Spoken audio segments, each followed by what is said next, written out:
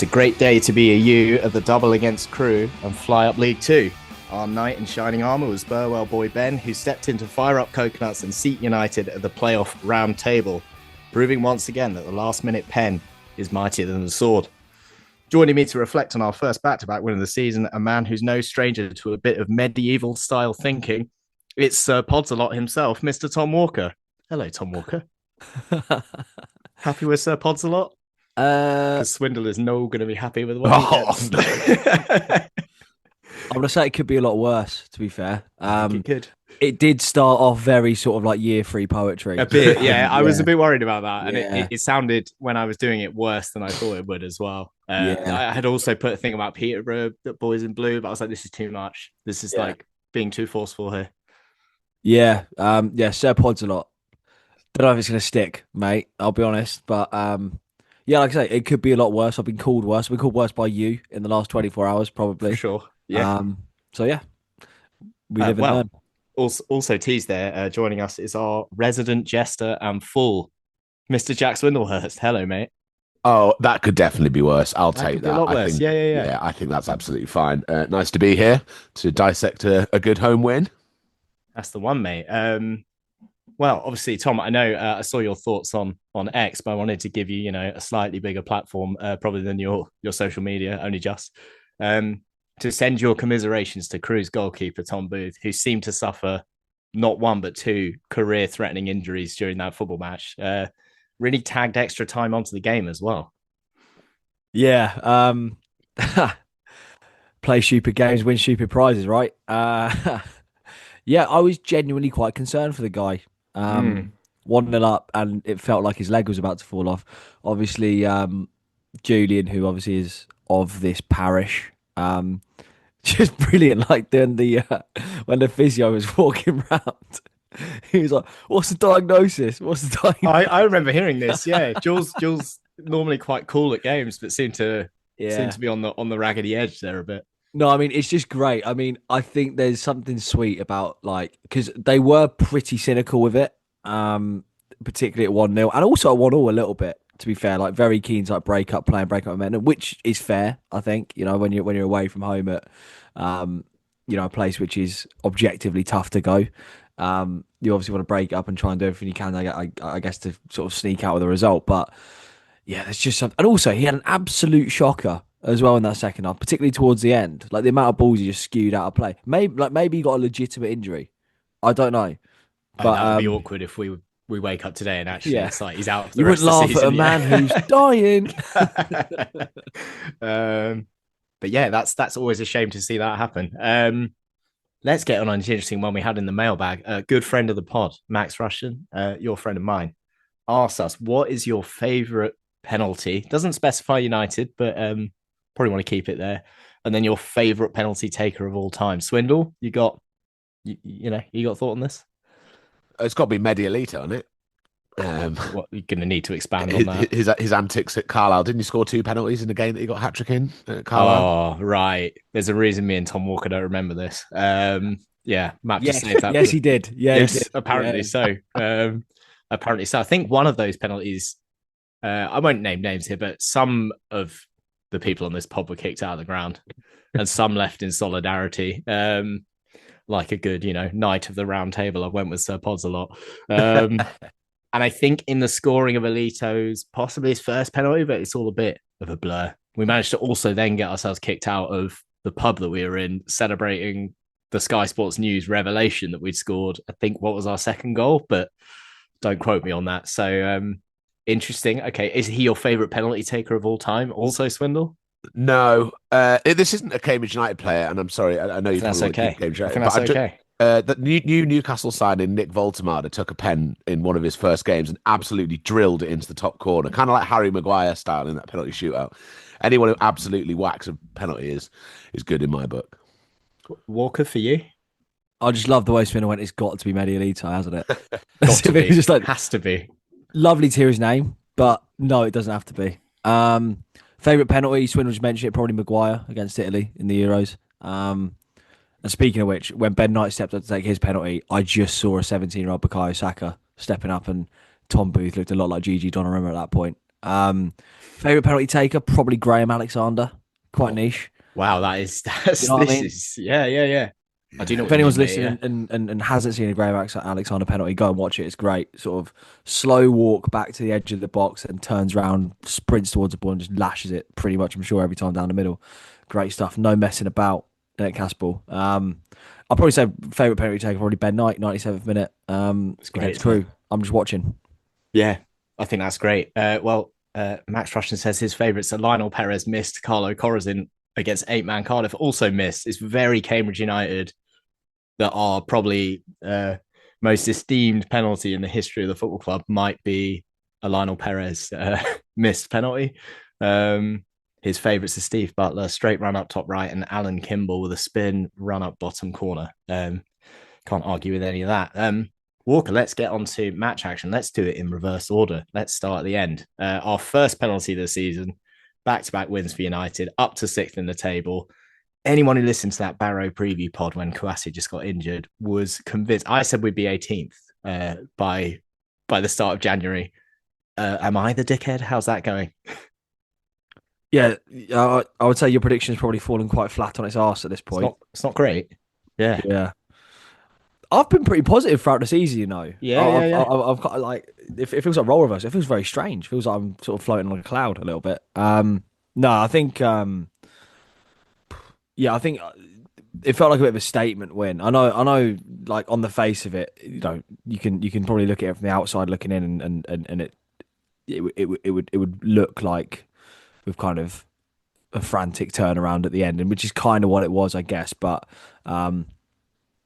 there's a lot of context to it. Obviously, the first time that we've won back-to-back games is a big thing. Obviously, lifts us into the playoffs, which, you know, to me should be the absolute minimum of our ambition in this division. So, hopefully puts a bit of a marker down for that. Obviously, puts us on 20 points from 9 games at home. We're pretty difficult to play against at home, and yeah, like I just think that, look, in the short term, I'll look at things and sort of take a lot of positives from things like, and look, like longer term, these are going to be actual concerns that we're going to have to look at and sort of deal with, things around like the injuries that we suffered, particularly to Morrison, and obviously hopefully Apare is like relatively precautionary, but I think as Cambridge United fans over the last couple of years, you hear precautionary sub for a striker and you think, well, he's going to be out for at least 8 weeks. But things like that, like you're playing with no proper recognisable striker on the pitch, you go a goal down, and to turn it around and win, like I just think all these things considered, it has to be a bit of a statement, really. Crewe are a decent side; they're not the best side in the division. We obviously heard in the preview show as well. Our record against teams who are above us has been iffy this season at best, and you know, in League Two, it can be a little bit,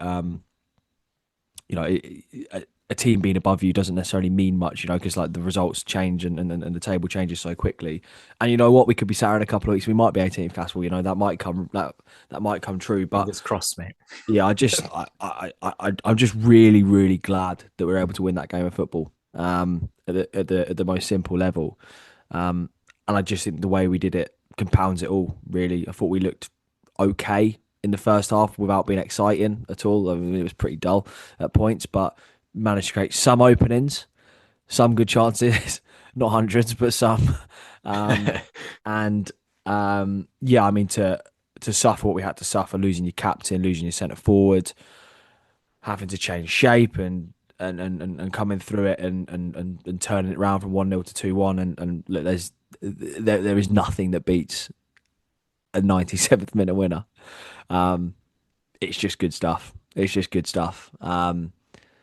And I think the thing is as well, like you look at it now, and obviously having said what I've just said about the sort of adversity in the game that we had to come through and were sort of forced to come through, you almost start looking at it and you go, we're doing that without our best players, and we're doing that without a few of these guys. Like, you know, we're doing that without Kouassi, without Lavery, without Apare at the end. You've got Pelly Rudder to come back into that. You've got guys like Don Ball to come back into that, who's played in the Championship and the SPL and stuff like that. And all of a sudden, you think, if we can come through December in okay shape and you get a January window behind it. I mean, I mentioned it right at the top of this that the playoffs should be the minimum of our ambition. If you come through December and we look in okay shape, which is a tough month and obviously challenges to face and whatnot, the playoffs has to be the absolute minimum. Has to be the absolute minimum. A little bit of investment here and there, players coming back into it, and I've been quite conscious not to react too much to either defeats or wins this season. But it's quite difficult when you win it in that fashion because it's just enjoyable. And if you can't get carried away with a 97th minute winner and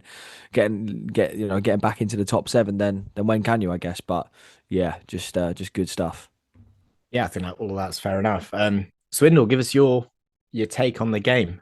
Pretty entertaining football match at the Abbey. It's worth pointing out. Great to see a late winner. Obviously, I mean, 2 late goals. 82nd minute for the equaliser is fairly late on. How were your nerves in the gap between penalty and goal?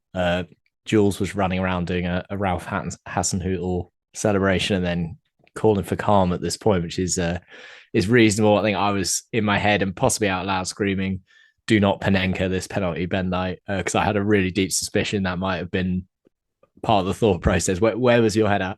I was fully convinced he was going to miss. Fully. I mean, I'd made my peace almost with us, drawing that game and missing that penalty. It's one of those things.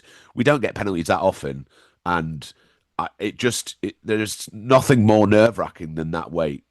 For someone to take the penalty. You have it as a player, and it must just be kind of hearing a pin drop and kind of set your head aside. But yeah, took it really well and just elation, really, isn't it? It's, as Tom says, you don't get much better feeling, regardless of what went before in the game. There's missed chances, tomfoolery from their goalkeeper. But yeah, just a great feeling. I think it shows some good resilience from United as well to get to that point.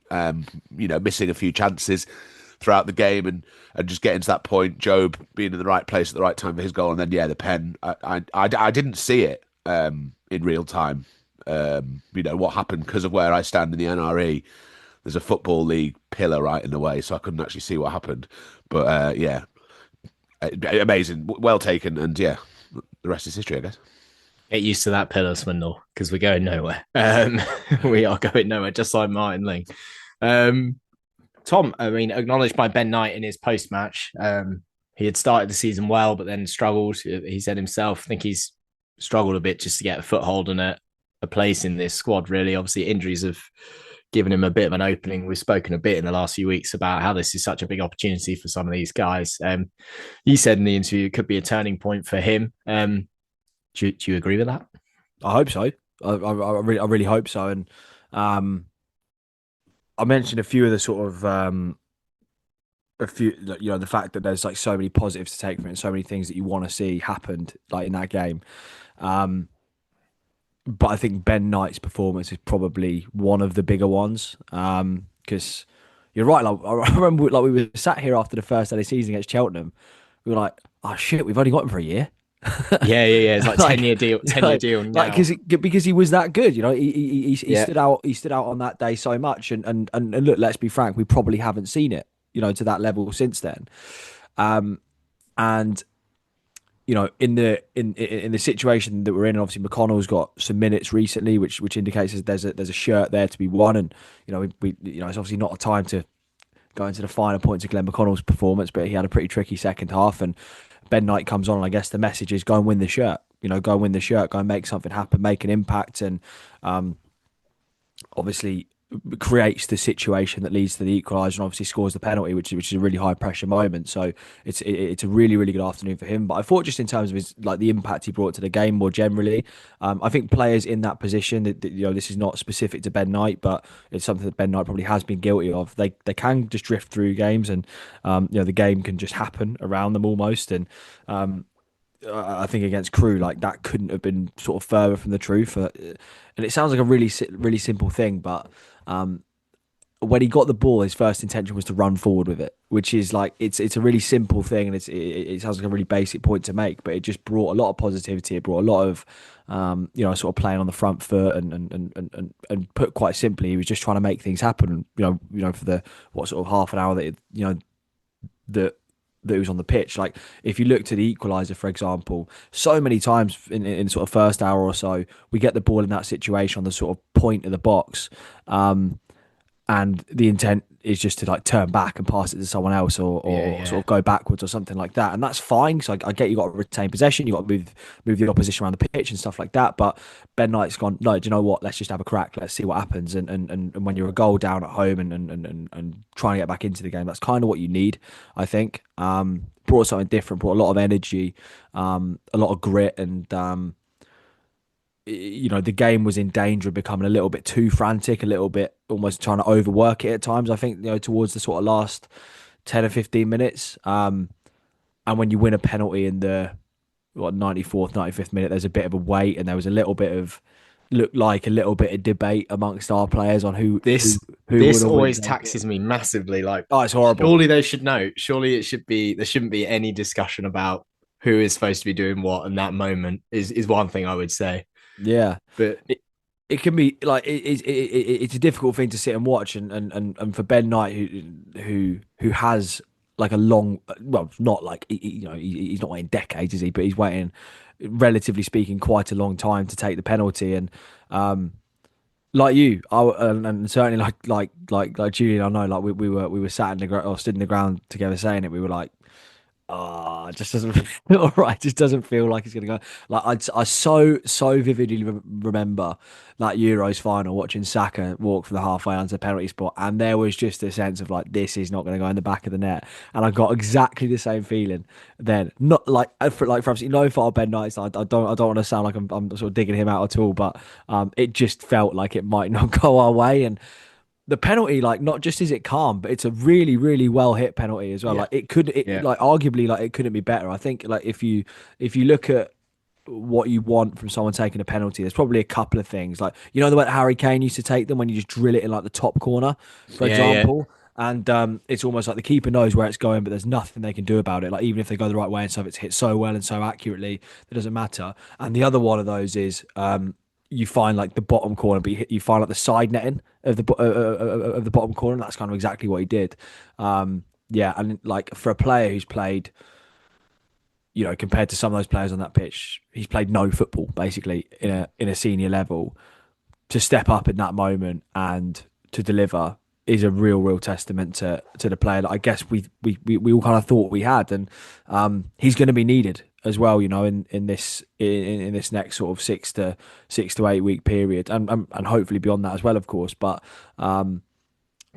it's good to know that we have that sort of quality in reserve. And look, if he can, put a couple of performances like that together over the next few weeks, obviously it's difficult because he's a little bit disjointed with Virtu and FA Cup and stuff like that. But if he can put a bit of a run together of minutes and can keep putting performances like that in, even when the players that we've mentioned come back, it's going to be quite difficult to justify taking his shirt off him. And that basically should be his goal, I think. But yeah, a really, really good cameo. Yeah, I agree with all of that. Thought he was terrific. As you said, really high energy, just felt like he wanted to get on and win the game almost single-handedly, really direct in his running. And then just like, is hugely courageous, right? Take a penalty in front of the NRE. He's a local lad. He's not obviously had the very best start with us. He's not had as much opportunity as maybe you'd like to think. So I would echo all of that. And also it just clearly meant loads to him as well, scoring the goal. So the celebration I thought was awesome. Great moment for everybody, but a really good moment for him. So yeah, hopefully kicks on and as you say, makes the shirt his own and gives us more selection headache when people come back fit. Swindle, I mean, a few other standout performances for sure. Could be, we said on the Barrow preview pod, it could be a bit of an interesting moment for Ben Knight and some of the youth guys as well. So George Hoddle, also Glenn McConnell, was a bit of a mixed bag. The sponsors gave Mamadou Jobe man of the match. I thought surely George Hoddle has been done dirty and overlooked a little bit there.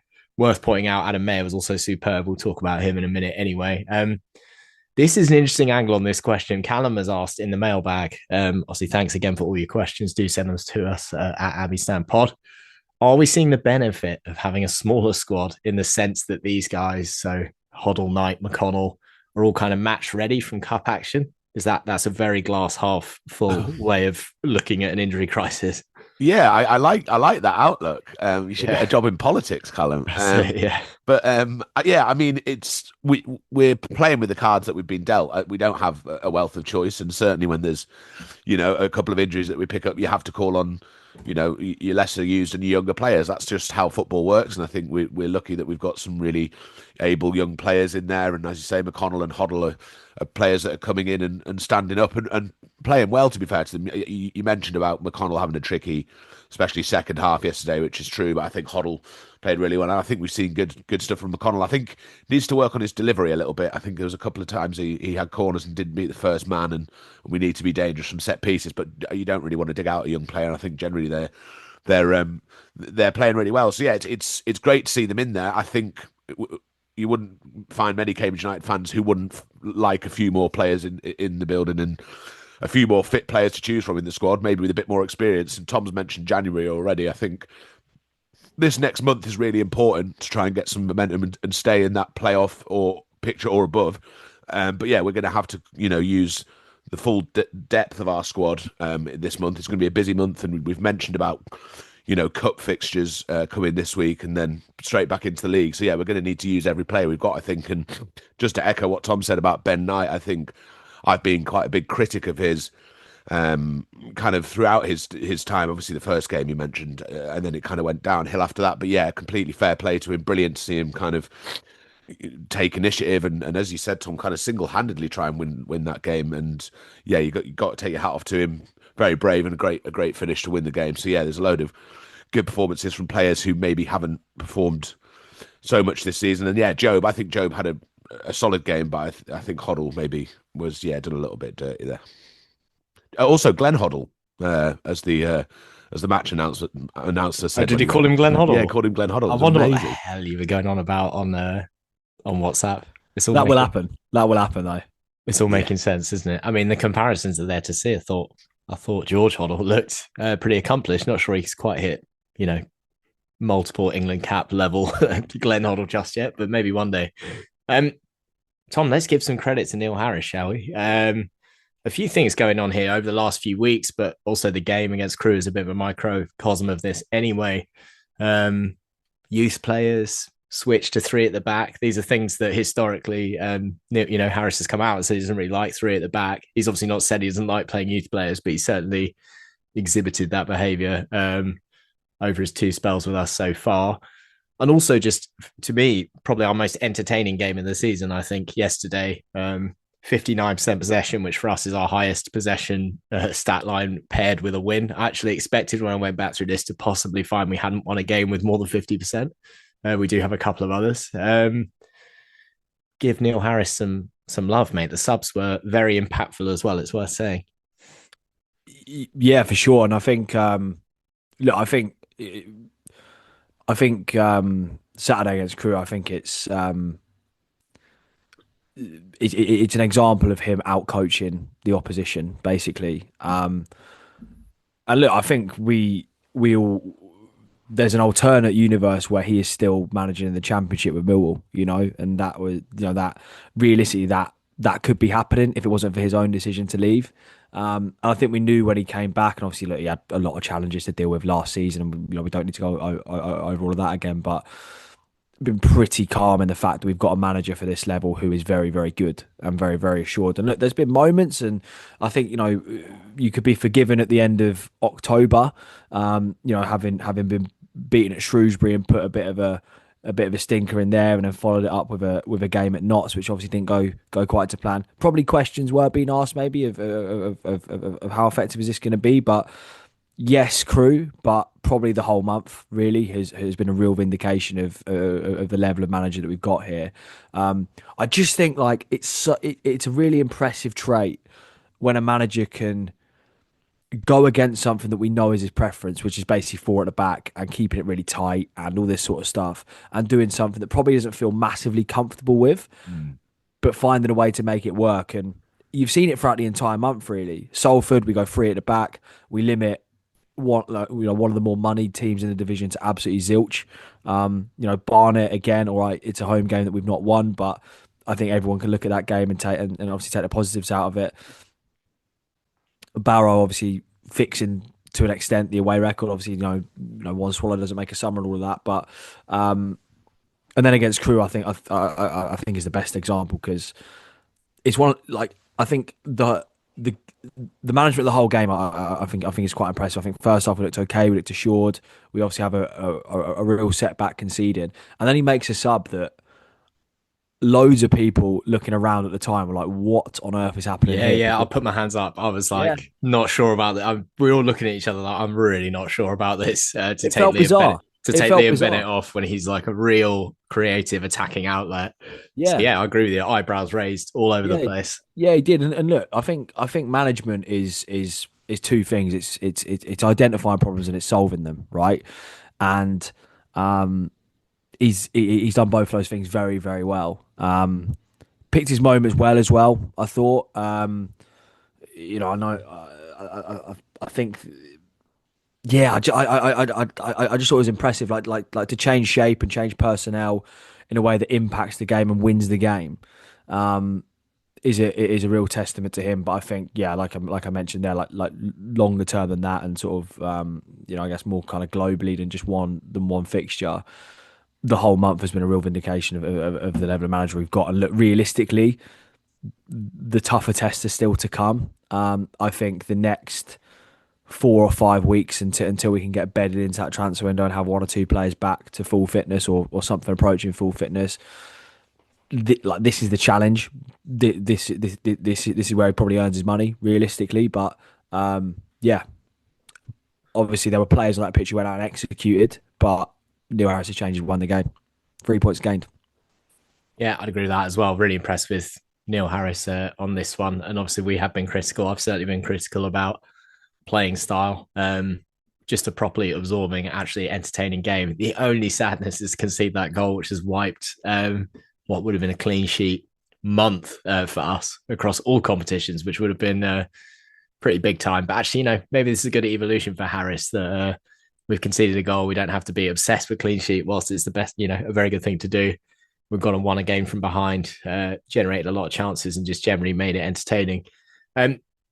Speaking of entertaining, the post-match interview with Neil Harris, I found that quite entertaining this time around. It's not often boring, a Harris post-match, but this one was right up there, Swindle. Said we had hundreds of chances, hundreds plural, which is interesting. I guess help someone who didn't watch the game understand that statement. We did create quite a lot. It's a bit detached from reality, maybe. Yeah, I think so. I think you can probably. I think Neil Harris demands quite high standards, or certainly wants to, and I think we got into good positions quite a lot in that game, and we were a little bit wasteful. Certainly in the first half, I think there were a few chances that we wasted. We certainly didn't have hundreds of chances. I think we managed the game quite very well in the first half, without having too much kind of extreme attacking danger, really. But yeah, and then to concede like that will have been very frustrating for him, and we were very close to not winning that game. Obviously, 97th minute penalty. So I think it's probably comes from a place of relief, if anything, really. He's just kind of so glad that we won the game, but always demanding higher standards. I think we probably should have won that game long before we ended up doing it. And I think the manner of it probably will have frustrated Neil Harris a bit, because it was a bit kind of smash and grab. And I guess that's not the kind of football he wants, but a win's a win. But yeah, I wouldn't say hundreds of chances. And I think we were wasteful in front of goal, which is one thing that I think he will want to kind of banish and expel from this team, because we can't afford to be missing chances if we want to be a promotion team. I mean, has any team in the history of football ever had hundreds of chances in a game is maybe more a question. Australia beat Western Samoa like 36-0 once, didn't they? But I still think they probably only had several dozen chances, probably. Yeah, exactly, they probably the conversion rate of chance to goal, and that sounds reasonably high. Tom, something else from the post-match. Slightly interesting comments about soft tissue injuries. James has messaged us at Abbey Sound Pod asking us, do any of the sports science experts in the UTAS panel have any comment they can make on the plethora of muscle injuries? And I've decided that you're our resident sports science expert. So what do you think? Well, that's just what I fucking need on a Sunday morning. Yeah, we can see you're struggling, Tom. Funny, because when I saw you up to 5 p.m. yesterday, you didn't drink a single touch of alcohol, so it's quite impressive that you're hungover on this pod, actually.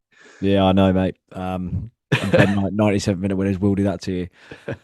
Look, I'm not lying. I know nothing about soft tissue injuries. I know nothing No. about that. It's a shame that players keep getting injured, is what I say.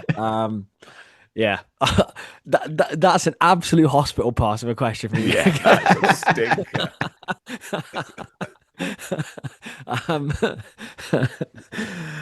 Can I come back to you in like 7 or 8 years once I've done like full medical training on that one? Yeah, mate, sure. Well, we'll take all of the coconut tier money from our loyal £5 a month heroes. Obviously, if you're not one of those people, you still can be. Head over to undertheabbeystand.com and it all becomes pretty self-explanatory from there. Yeah, we'll use the coconut tier money, Tom, to send you through medical school. Why not? That sounds like we'll produce great pod content in roughly a decade's time. Let's talk about Adam Mayer instead. Let's stick to football, something you've got, reasonable working knowledge of, Tom. Adam Mayer was pretty outstanding, I thought. All over the place. It felt like last 20 minutes, the game in particular, a bit of a change of shape again. He was more in the middle of the pitch, but just felt like actually whether he'd been asked to do that or he just pulled his socks up and decided he was just going to go and get the ball and make things happen.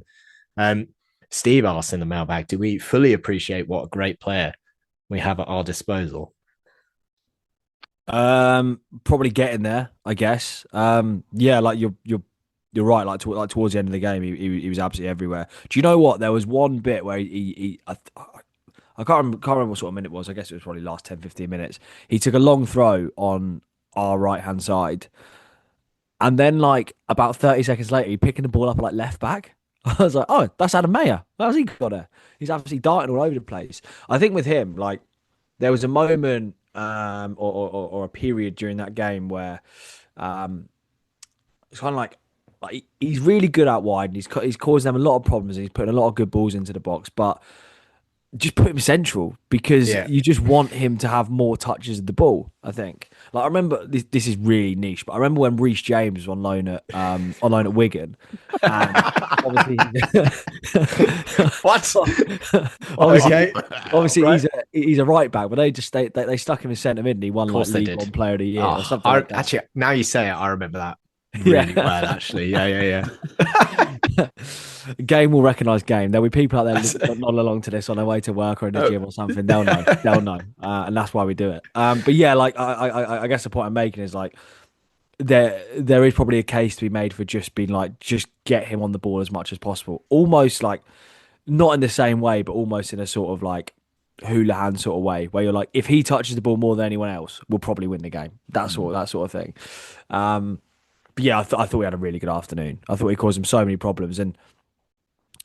Just like the quality of delivery and the quality and consistency of delivery into that box. Don't want to turn a positive into a negative, but you're just crying out for like a big centre forward in there just to put him away, which was obviously lacking. But yeah, he's had a really good afternoon, calm, assured. Just does every bit of the game pretty well as well. He's got a little bit of skill and a trick or two to beat a man. He's calm on the ball. His touch is pretty good. Obviously, he can do the dirtier side of the game, whether it's long throws or getting back and making tackles and stuff. And I think he's a cut above at this level. Realistically, you can see from watching him why a championship team took a punt, basically. And I guess like he doesn't strike me as being. Obviously, I just mentioned Wes Houlihan, but he doesn't strike me as that sort of player who's going to have like. A real moment of magic, if that makes sense. Like, he doesn't feel like as much of a kind of moments player as someone like Wes was, at times. Just feels like he's probably every week going to put in fairly consistent 8 out of 10 performances, and that's fine. That's fine by me. But yeah, a really good afternoon, and I think it's a testament to the level of your performance when you can talk about 5, 6, 7 players and make a reasonable case that they could have been man of the match, and Mayer would be right in that conversation for me. I thought he had just a really, really good afternoon. Swindle, slightly less positive, and you might need to dust off any sports science knowledge here as well. But Louis Appere removed at half-time, replaced by Elias Kachunga. I thought Kachunga did quite well for doing a job that he's not very well suited to. I thought he put himself about well. I think I actually saw him sprinting at one point, which was even people around me who I didn't know were like, wow, I've never seen that before. Jeez, he looked fast for a second there. I guess a two-part question. Talk me through Catcher's performance, but then also talk me through what is presumably for Louis Appere, because we all know how this goes. Probably another sort of 8 to 10 weeker injury. How bad is it that we're this bare bones? We're at least told perhaps Shane Lavery is gently on the horizon. Yeah, I actually spoke to Shane Lavery yesterday, and he is hoping to be about 3 weeks away. This isn't a lie. What time? What time was it, Swindle? What time? It was about a crucial question. 2 p.m. Okay. 2 p.m. Where was he? With Tom Dobbin in the kids area of the. Shane Lavery was with Tom Dobbin. Yeah. Why were you in the kids area? No, I was just walking past. I just. So you went to the pub for a few hours, and then you went to the kids zone outside the NRE. Yeah, and just bumped into Shane Lavery. Anyway, he's feeling good. But yeah, it's a shame. We have. By the way, Swindle, you were asked about Louis Appere. Yeah, I know. No, he mentioned Lavery Lavery. was mentioned. I mentioned Lavery. I mentioned Lavery because we all know what happens is that Lavery. That's a hell of a name drop for you. So I was just chatting to Shane. Just chatting to Shane in the kids area, as you do. Lavery, we all know Lavery comes back to fitness. Well, fitness, inverted commas, makes it all the way through January, and then the first game of February, we haven't signed a striker. And it just explodes. It just breaks down. We all know it's going to happen. Yeah, it's so frustrating because we have a real habit of signing sick note players and players with a history of injuries, and it's going to continue like that. I think we just need to we need to be better in the transfer window. I don't know whose role that is within the club. We've had a load of people blaming Ben Strang for a number of years from how he negatively impacted our transfer behaviour, but I really hope it was a precaution with Appere. But if you don't hear anything immediately after the game, you usually have to wait a couple of days, and then it's usually that 6 to 8 to 10 week window that we're always given, and it's such an important time, especially with these 2 cup games coming up. You don't want to. Ideally, I think certainly for one of them, which name I don't want to utter, you'd want to kind of dip into the kind of youth level of your squad and use your lesser used players, but we don't really have that luxury anymore.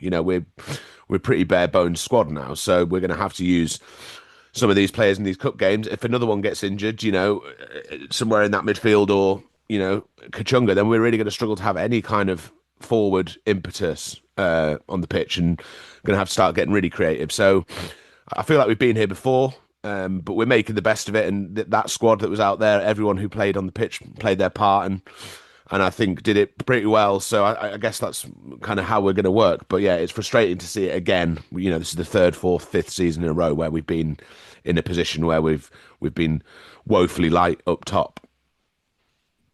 Yeah, I think that's fair. I thought Kachunga did well to ask the question without, slating your pre-match activities. I thought Kachunga did a pretty good job in what was a pretty tough assignment. And whip the crowd up at the end. You'd love to see a bit of that.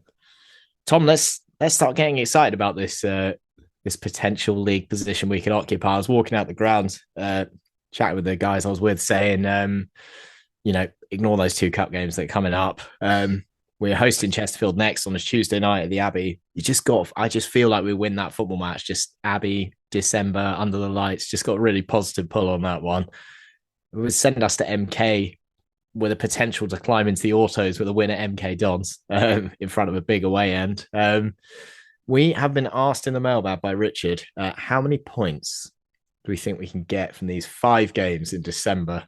It's Chesterfield and Accrington at home on a Tuesday and Friday night, so both under the lights, and then trips to MK Dons, Gillingham, and then Chesterfield again away. How are we feeling about December in general with our bare bones injury hit squad? Yeah, that's it, isn't it? I think if you go into December and you've got CUFC, you've got Lavery fit, you've got all the centre mid options available to you. Morrison, obviously there, who presumably will miss at least 1 or 2 games, throughout December. You probably go into it really confident. December, I think, undoubtedly has to be our toughest month of the whole season. You play Chesterfield, who are pre-season fancied to be right up there. I think not the top 20, predict them to win the league. We play them twice in December, which is tough. Obviously, MK, biggest budget in the league, arguably best squad in the league, arguably one of the best managers in the league. You go there. Gillingham, obviously very difficult to beat. And you look at Accrington home, it's probably the only one where you look at and you go, you have to be nailed on for 3 points there. So it's a real test of our credentials. I think has to be the way to look at it. And look, if we come through this month and we're still, within a touching distance of the automatic places, and then the conversation has to be that's the aim, that's the goal. How confident am I? Not majorly, to be honest, just because there's a couple of grounds in there that it just feels like we're just going to struggle at. MK, we obviously have a pretty bad experience of. Gillingham is Gillingham, and obviously Chesterfield's obviously a really tough team. So I'm not sure how we'll come through it. If I'm really honest, I think I guess you take the rough with the smooth with these sorts of things, but I think there might be bumps in December, to be honest. But look, I guess like the thing that you quite easily lose sight of, because we're obviously so focused on us and we're so focused on our opinion of other teams compared to us, is you do forget that other teams will look at us in probably a relatively similar way. Like Chesterfield will look at coming to the Abbey on a Tuesday night and they'll be like, that's a hell of an assignment, that. And MK, get past Fleetwood in the end on Saturday, but just about. And they've obviously not. I'm saying this, for a team I think are currently sat in the top three, but they've not set the world alight yet, which maybe is testament to their quality. But you can flip it on its head and say we're a decent side going there. Obviously, recently starting to rectify the away form. We've come off the back of a couple of really good wins, and we go there in at least in confidence. State. Even if not fully fit, but yeah, definitely a tricky month, and I just look, you don't want to keep harking back to it, but realistically, we're paying the price for an awful summer last year. I think really, really is it, and that there might be a couple of situations where that comes back to bite us on the arse again, and then you're asking questions again of people like Ben Strang and Gary Monk, who oversaw quite a bin fire of a transfer window, and it's still coming back to bite us, which might happen. But having seen what I've seen, if players like Ben Knight and similar ilk, I guess, can keep stepping up and keep making an impact in the way that they did on Saturday, then why not? Why not? Yeah, fair enough. I mean, I just feel like we can win the two homers. Like, you're thinking Accrington on the Friday night should be relatively routine assignment for us, as routine as a home game can be. I just feel like we're going to take momentum. Hopefully, you'd probably then look at the month and even seven. I think 7 is a good. I think if you draw one of the aways, genuinely, I know it sounds a bit. If you take 7 points in those 5 games and you manage to tread water and you sort of 8th or 9th at the end of the month, going into transfer window, getting people back fit, Lavery's coming back, hopefully Don Ball, Shane McLaughlin, all these guys who have been out for a while. I think you're feeling pretty positive if we're able to do that.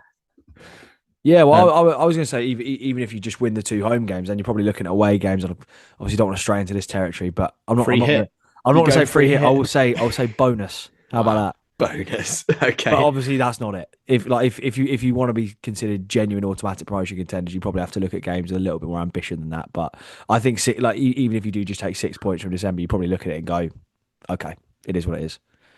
Yeah, I think that's fair. Obviously, looking ahead to next week, we've got, huge cup game in one of the most heralded and prestigious competitions in the Virtu, and then we travel to Stockport for the FA Cup. Really, of course. Two cup games in a week, Swindle. Not much of a squad to rotate around. 700 miles to travel. Is there optimism here? Bristol Rovers are in pretty bad form. Stockport are having a bit of a wobble themselves, albeit they're still 5th in League One. Thoughts on how we're going to go? I mean, take the 2 games in tandem, I guess, because they're kind of a combination. Thoughts on how we approach these games, what we're going to do with it squad wise? I mean, there's just not much wiggle room to do anything. Yeah. Really, we're going to have to use all the available players, I should think. I really don't think that there's too much to do. I think Gibbons could come in, and then hopefully Bradshaw as well, as he has been doing in the cup. Yeah, Chuck, Kai and Kachunga in there as well, who haven't necessarily been starting. I'd like to save Ben Knight, really, but I imagine he will get used and start maybe in the FA Cup, not the Virtu. But we just don't have very much depth in this squad now with all these injuries. And I think, Apare, Morrison will both not feature. So, you're suddenly now looking at a really bare bones squad and less kind of choice between the defenders there. So I just think we're going to have to, use the players we've got and hope, they all come through it unscathed. I don't care about the Virtu. I never have done. Oh, Well, we can still edit that out. Yeah, Make a note right. of the timestamp on that one. Good one. But of course, I'll be at Wembley if we get to the final. But it'd be nice to go through and have another third round day in the FA Cup. But I think Stockport is going to be a really tough ask to go there and get anything from it. And as you said about the amount of miles travelled, that Tuesday night trip to Bristol will certainly kind of put pay to much training between then and Saturday's game anyway, with travel, etc. So certainly be interesting to see how we do. We'd be very Cambridge United to go and win them both and then not win a league game for the rest of December. But hopefully we don't do that. I've got no optimism about MK Dons away at all. Oh, that's good. We'll make sure you're on that preview pod in that case, mate. Walker, I mean, is there such a thing as cup games coming at the wrong time? Would you, if you had your magic wand or there's some kind of night related Sir Pod's-a-lot magic sword pun in there, would you prefer to be in a league game on Tuesday night? Or do we think this is good timing for us in terms of injuries and player availability? Yeah, I think I'd be tempted to say to kind of go along with that and say that maybe having a week to get a couple back might not be the worst thing, but that's on the assumption that in the next week or so a couple do come back. And I think that's quite a brave assumption, given the state of our current injury situation. So I don't know. I get what you mean. I think in terms of momentum, you'd love it to be a league game, and obviously it's Bristol Rovers, and I get we've already played them away, but just using them as the example, you look at the state that they're in at the moment, and you think if it was a league game, an opportunity to go and put some points on the board, you'd probably relish that, to be fair. And you kind of hope, I guess, that momentum just carries you through. And look, I think winning breeds confidence. I don't really think it matters which competition it's in, or obviously ideally it'd be the league, and I get that, but I think you just got to view them both as quite good opportunities. Bristol Rovers is one where you want to sort of assert yourself against a team in your own division, and then you go to Stockport and it's like, what can you do against one of the better sides in the division above? Last season we struggled, I'll say, with that sort of fixture. Yes. So we can see how far we've come, but it is what it is. Unfortunately, I think you'd want to focus on the league. Actually, interestingly enough, having broken Saturday sobriety, I was enjoying a lovely pint in the Dublin suite after the game where Mamadou Job was doing his man of the match sort of interview to the hordes in there. And he said the same thing. He was like, ideally it'd be a league game, but it is what it is. You probably take on anyone at the moment. So yeah, that's the way it is. Wow. A lovely name drop. I've got no name drops. I just stood with you idiots and then got in my car and went home. What a wasted opportunity, apparently. Well, feels like a good place to wrap it up. Obviously, lots of miles for Cambridge United this week. If you're not going to any of those games, do not forget, you can get yourself down to One Ferry Path, visit the Old Spring pub, get yourself a Matchday Meal Deal. £15 for burger, fish and chips, and or the world famous skepasti must be mentioned. Plus, I was in Albania for here we the go. game a couple of weeks ago. Skepasti's very big business over there. Very Is big that business. right? Yeah. I actually didn't get involved. It would have felt like treachery. But yeah. You brought your own skepasti in a lunchbox, presumably from the Old Spring. Yeah, that's right. Yeah, sure. Yeah, 100%. That's your loyalty. Cut him and he bleeds. Skepasti. Fair enough. Well, Swindle, thanks very much for joining us. Thanks for having me, mate. Tom Walker, well done. Thanks very much.